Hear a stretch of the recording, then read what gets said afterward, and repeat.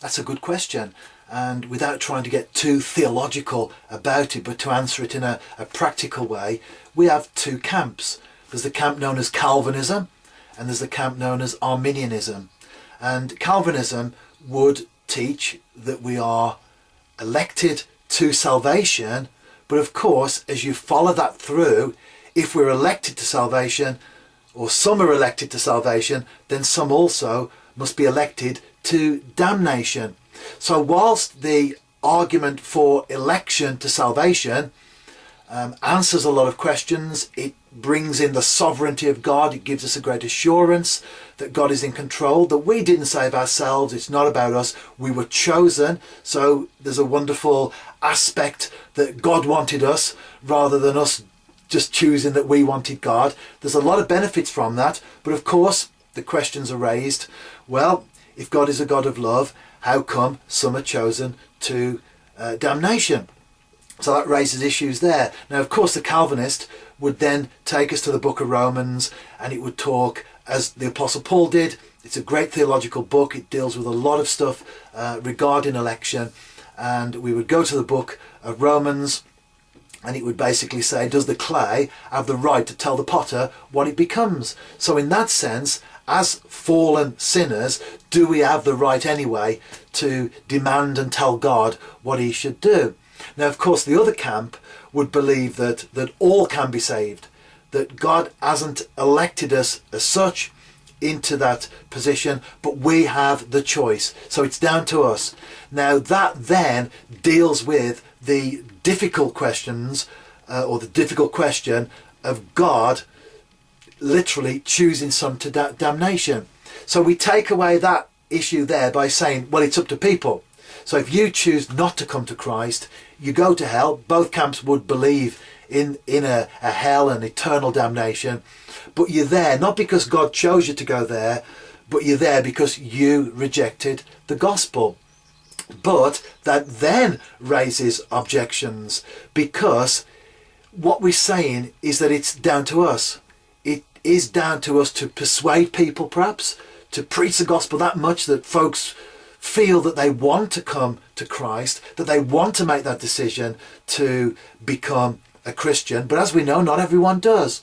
In fact, in the book of Acts, where Paul is before Agrippa, the verse there in that story that tells us where he said, you almost persuaded me to become a believer. That's quite a sad verse, isn't it, really? Because he came so close before Paul to committing his life to Christ. He said, you almost persuaded me to become a believer, but not close enough. So in that sense, why doesn't God influence people in that position? Because God can. He's all powerful. He has the ability to do that. Why doesn't God influence people? Some are obviously influenced to become Christians and others aren't. So although we then come away from the difficulties of Calvinism, we're now presented with the difficulties of Arminianism. So both viewpoints, which by the way are acceptable and legitimate evangelical standpoints, fortunately the foundations of the faith, like the Trinity, like the deity of Christ, the infallibility of God's word, the sinful nature of man, all of those, for the evangelical Christian, they're rock solid. We have no issues or debates with those. But as we start to move out and explore, then we do come up with these sort of alternatives. Which one is right? But fortunately, they are both acceptable, and there are churches that are Calvinistic, there are churches that are Arminian. It's wrong for either to say of the other that you're not a proper Christian. I'm a Calvinist, you're an Arminian, you're not a proper Christian. I'm an Arminian, you're a Calvinist, likewise. They are attempts, which theology is anyway. Theology is an attempt to unravel the mind of God. The Bible gives us the counsel of God.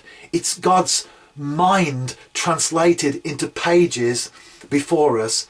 And all theology is, because the word theology isn't in the Bible, all theology is an attempt to systematically put down our understanding of what the scriptures are teaching. And we need to bear that in mind, because there will be, the further we move away from those non-negotiable core doctrines, there will be alternatives. And we can't say this is wrong just because I don't believe that. We need to understand that theology is that attempt to understand the mind of God. And because none of us are God, then of course, as we start to work things out, there will be alternatives. What I would say is that it's for all of us to, with an open mind, not only read the Bible, but to study it as well. Get deep, dig deep, see what it's saying, start to look up original words, get yourself a Greek New Testament, a book of Greek words, so we start to understand what's going on. Read commentaries, read Calvinistic works, read those from an Arminian persuasion, and then after we've done that, we've digested it, we've taken it on board, arrive at the conclusion that we feel comfortable with. But above all, understand that there are alternatives. The people that say this is right because I believe it and that's wrong, on issues like this, starting to move into arrogance really. We need to see the big picture. So to answer the question, does God choose some to salvation and some to damnation? Yes. No. Can everyone be saved? Yes. No. It just depends how we take those questions, how we dig, how we work it out for ourselves as to what conclusion we come to.